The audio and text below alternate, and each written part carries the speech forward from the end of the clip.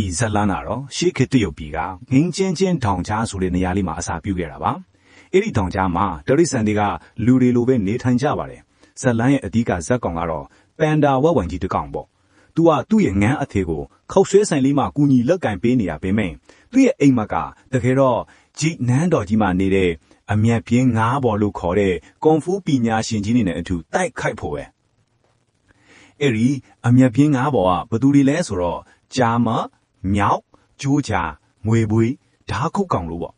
သူတို့ကိုလေ့ကျင့်ပေးနေတာကတော့စိတ်တိုးတက်တဲ့ပန်ဒါနီဆရာကြီးရှီဖူပဲထည့်ပါတယ်။ဒီနေ့မှာတော့ကွန်ဖူးပညာကိုစတင်တည်ထောင်ခဲ့တဲ့ပညာရှိလိမဟာဆရာသခင်ကြီးဥကွေးကကျူတင်ဟော့ကင်းတစ်ခုထုတ်လိုက်တယ်။အဲ့ဒါကတော့ဆရာကြီးရှီဖူရဲ့တပည့်ဟောင်းနှင်းကြားတကြီးတိုင်လန်ဟာထောင်ကနေလွတ်မြောက်လာပြီးတော့နဂါးလိတ်လွာကိုလာလွတ်လိမ့်မယ်ဆိုတာပါပဲ။အဲ့ဒီနဂါးလိတ်လွာဆိုတာကဖတ်ရှုသူကိုအဆုံးမဲ့ဆွမ်းအားနေဖေးဆွမ်းနိုင်တယ်လို့နာမည်ကြီးတဲ့ဒန်ဒါရီလာလိတ်လွာကြီးပေါ့တိုင်လန်ကိုအရင်ကအဲ့ဒီလိတ်လွာကိုပေးဖို့ညင်းပယ်ခဲ့ဦးတယ်ဒါကိုကြောတော့ရှီဖူလက်ထိတ်လန့်သွားပြီးတော့တိုင်လန်ကိုချုပ်ထားတဲ့မွန်ဂိုလီးယားကချော်ကွမ်းထောင်ကိုလုံခြုံရေးတိုးမြင့်ဖို့ဇန်ဆိုတဲ့ငန်းတကောင်ကိုချက်ချင်းစီလွတ်လိုက်ပါတော့တယ်တစ်ဖက်မှာလည်းဆရာသခင်ဥကွေးကငကားသူရဲကောင်အစ်စ်အမှန်ကိုရွေးချယ်နိုင်ဖို့အတွက်ရှီဖူကအမျက်ပြင်းငါးဘော်ရဲ့ပြိုင်ပွဲချင်းကိုကျင်းပခဲ့တယ်ပိုတရသူ့ရဲ့စံပြကွန်ဖူးကြော်တွေကိုတွေ့ရဖို့အပြည့်အလွာလောက်ခဲ့ပေမဲ့ပြိုင်ပွဲကွင်းတဲ့ဝင်ဖို့နောက်ကျသွားတယ်။ဒါနဲ့မြင်ရဖို့စိတ်အားထက်သန်လို့တော့ပူကမီးရှူမီးပန်းတွေတက်ထားတဲ့ကလထိုင်းနဲ့သူ့ကိုယ်သူကွင်းအလဲကောင်တက်တဲ့ထဲကိုမတော်တဆပစ်လွတ်လိုက်မိပါရော။မျိုးသူမျိုးသားတွေကပိုကမီးလုံးကြီးနဲ့ကောင်းကင်ဘော်ကကြနေတယ်လို့ထင်နေကြပါနဲ့။ဆရာသခင်ဦးကွေးကပိုကိုနဂါးသူရဲကောင်အဖြစ်ကြီးညာလိုက်ပါတော့တယ်။ဒီဆုံးဖြတ်ချက်ကြောင့်ပိုရောဆရာကြီးတွေအားလုံးမှာအန်အားတုံလို့ထွားကြပါတယ်။ရှီဖူကတော့ဒါဟာမတော်တဆဖက်ရတစ်ခုပဲလို့ထင်ခဲ့ပြီးအမျက်ဖင်းကားဘော်ကလည်းပိုကိုအထင်သေးကြတယ်။ဒါကြောင့်ပိုလည်းလက်လျှော့ဖို့စဉ်းစားမိသွားပါတယ်။ဒါပေမဲ့ဆရာသခင်ဦးကွေးရဲ့အားပေးတိုက်တွန်းမှုကြောင့်သူကစိတ်မရှိဖြစ်နေတဲ့ရှီဖူရဲ့ကြမ်းတမ်းတဲ့လေ့ကျင့်မှုတွေကိုကြံခံနေတယ်။တတိပင်နဲ့သူ့ရဲ့ဇွဲလုံတာချက်ပြုတ်ကျွမ်းကျင်မှုနဲ့ဟာတညံတွေကြောင့်အမျက်ဖင်းကားဘော်နဲ့တောင်တငယ်ချင်းတွေဖြစ်လာခဲ့ပါတယ်။အဲ့ဒီအချိန်မှာပဲကြားမှာကပိုဝရှီဖူရဲ့အေးဆက်ဆက်နိုင်တဲ့အပြုမှုတွေကတိုင်လန်အပေါ်ထားတဲ့အရှက်တရားကြောင့်ဖြစ်တယ်လို့ရှင်းပြလိုက်တယ်။ရှီဖူကတိုင်လန်ကိုကလေးဘဝကနေမွေးဆွားထားတာကိုဟိုချော်ကွမ်းထောင်မှာတော့ဇာညက်တတိပေးစကားတွေကိုဘယ်သူမှဂရုမစိုက်ကြဘူး။နောက်ဆုံးမှာတော့တိုင်လန်ဟာထောင်ဖောက်လွတ်မြောက်သွားပြီးအဆောင်တွေကိုတတ်ဖြတ်ပြီးဇန်ကိုရှီဖူစီတည်င်းပြန်ပို့လိုက်ပါတော့တယ်။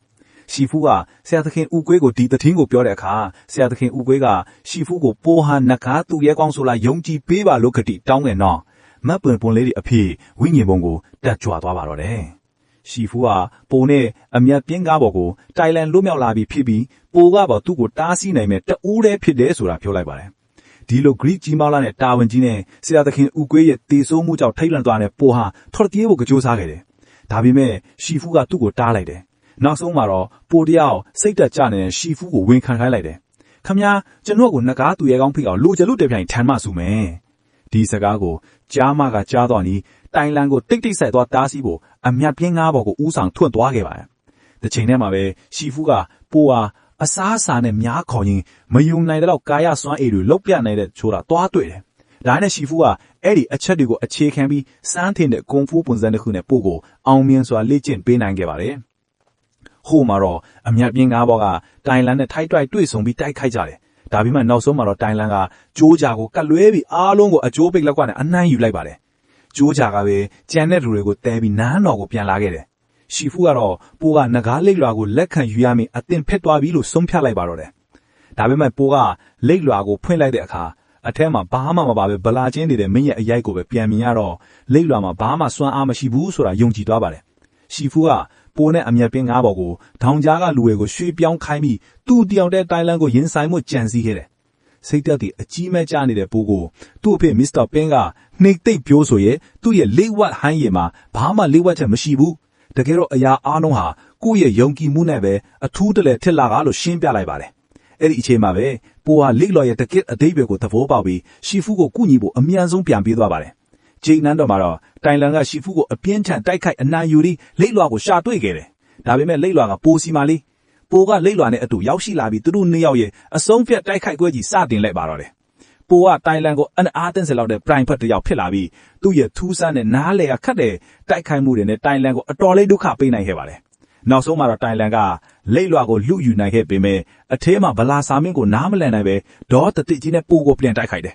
ဒီတစ်ခါမှာတော့ပိုကသူ့ကိုအသာစီးရသွားပြီးဒန်တာရီလာဝူးရှိလက်ညော့ကျုပ်ကွက်ကိုသူ့ဘာသာသူလေ့ကျင့်တက်မြောက်ထားတာသူက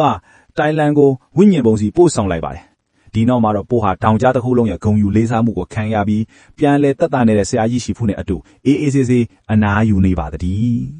အဆုံးအထိကြည့်ပေးခဲ့တဲ့အတွက်ကျေးဇူးထူးတင်ပါတယ် channel လေးကို like and subscribe လုပ်တော့ပေးကြပါအောင်နောက်ဗီဒီယိုမှာပြန်တွေ့ကြတာပေါ့